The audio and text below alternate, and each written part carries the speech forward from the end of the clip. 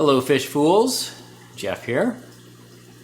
So this is my 40-gallon planted live bear community tank. I set up this aquarium over a year ago, shortly after I moved. But in my mind, I don't really think of it as though I set it up a year ago, but more like actually 5 years ago. And that's because this is really not really a newly set up tank, but it was an upgrade from my 30-gallon. It was the 30-gallon I had for 5 years ago. And that was, when I set that up in my apartment, and that was like the first real display tank that I had since I got back into the aquarium hobby 5 years ago, after almost 2 decades since I was a kid when I had aquariums. But when I moved, the base of this aquarium is the same as the 30-gallon, where the substrate, the hardscape, which you can't really even see with all this Java moss smothering everything. I do intend to pull out a lot of this Java moss so we can see that again, but all that and the base of the plants, even then, what has grown into all this Java moss was down to barely nothing at the time. So it was even before the upgrade and before the move, my 30-gallon leaked and was kind of neglected. It wasn't in its full glory as it was the first 3 years or so of that tank. But one of the things why I'm showing this today, I was actually looking back. I used to keep a spreadsheet where I kept track of my tanks, and when I did water changes and the water parameters, and I even used to take head counts of the fish. I would, each fish individually, I would identify. And if they had fry, I would try to count the babies, but that was, I still only had a few tanks. I have more than 10 now. But anyway, it was looking at that spreadsheet, one of the logs I kept it was 5 years ago to the day, July 24th, when, after getting back into the aquarium hobby, when I got my first fish. And those first fish were a pair of marigold varietas platies, a male and a female, and this is one of their descendants. She's the last of their kind. I had lots of them. Along the way, I sent some out to the Patreon. I had a Patreon account. I sent some and moved some to different tanks, and I always kind of figured I would have plenty of them, but now here we are 5 years later, and she is the last of her kind. And she does look old, and even after the move was 16 months ago, so even that was a long time. She was full grown then, so I don't know how much time left she has, but you can tell she is older. Just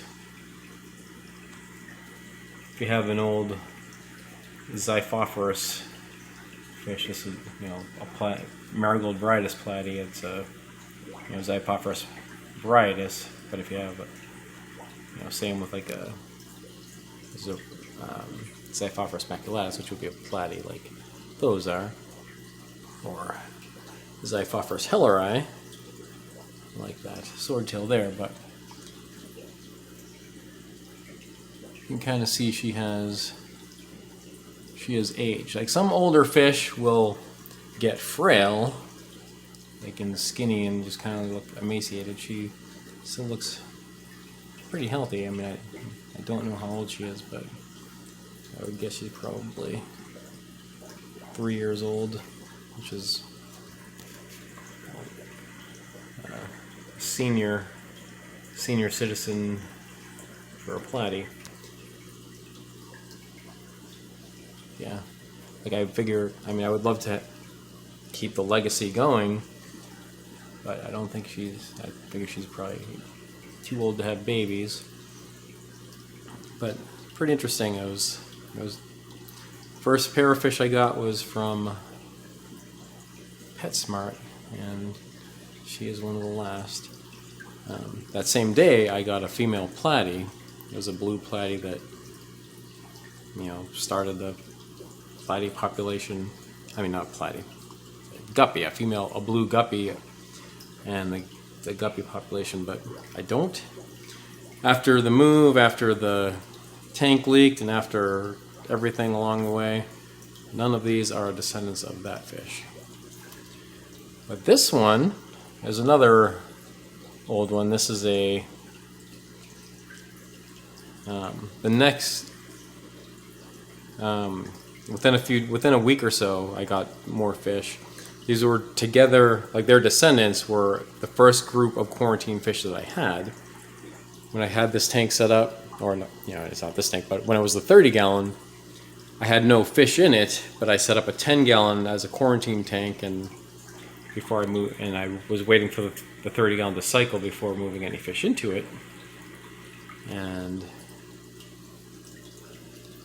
I also got some what were red tail Varietis platies, even though they never really had much of a red tail, but this is one of the descendants. And she's old and kind of weathered. And see if I can find another platy that has history. Yeah, this one right here. So this is the next batch, the second batch of fish that I got, like the second batch of fish in quarantine at the time, going back almost 5 years, was a gold Mickey Mouse, pair of gold Mickey Mouse platies. So this is the descendant of one of those crossed with a marigold Varietis platy. So you can see there's like genes of both. That was one of the last fish that was left in the tank. Well, when it was the 30-gallon. Going back, I have a video of it. Like I was just amazed at its survival when I was drained down to like less than maybe an inch or less of water. It was just like mud puddles before I moved in here. Like I took all the fish out and put them in other tanks when I moved. Like 10 gallons, they were easy to leave a little bit more water in it when I moved, but this one was like, that was drained out of nothing. And then there was still a lot of shrimp in it. Speaking of shrimp, all the shrimp are gone. I had tons of shrimp in here, even the ones that were in the mud puddles that I moved in here. So I think the pH was like a pH crash. Went through a stretch where I was like super busy, and that's kind of how the Java moss got out of control, where I wasn't able to keep up with my tanks and do water changes. I mean, luckily the fish came out of it okay, but I think that's what caused the entire shrimp population in this tank to go extinct. Yeah, so another thing to show. It's kind of covered by this Java moss here, and I gotta pull this out. But back here, underneath, that Anubias plant, Anubias nana, that was the very first plant that I got. So some of it in here, like after the move and the dry off, it was like before I moved everything from the 30-gallon to this 40-gallon, it was all the plants were dried up, and it might have been like a week that it was just like in less than an inch of water in the 30-gallon sitting there until I got this 40-gallon. But it has rebounded. Now it's covered with the Java moss. I got to clear that out. And I've also propagated that too. There's a good piece of it that I need to propagate from my 29 gallon, my Swordtail community tank. But I do remember when there was a 30 gallon, no fish in it, even before I got the first pair of Marigold Viridis Pleiades. I had that Anubias in here, and that was the first plant. I was all excited because at the time, getting back into the aquarium hobby again, it was, first learning about plants. Before that, when I was a kid, had aquariums, knew nothing about live plants. I just had fake plastic plants, and so pretty cool that 5 years later, still have that Anubias plant, and I think that I'll be able to grow and propagate for the rest of my life. Like all this Java moss was like, within, I don't know, probably a few months after getting into the aquarium hobby, and that's, this is just, I'll have that in so many other tanks. And even though it's smothered, got Java fern in here among the original plants that I got. Like before there was any fish, I had that Anubias, I had Java fern, and I had an Amazon sword, which is no longer in here. That didn't last. Yeah, those were some of the original plants. But pretty cool how having just looking back in an aquarium and just knowing how it has evolved and which fish have lasted, and being a descendant of the first fish that I got 5 years ago. Pretty cool thinking about it.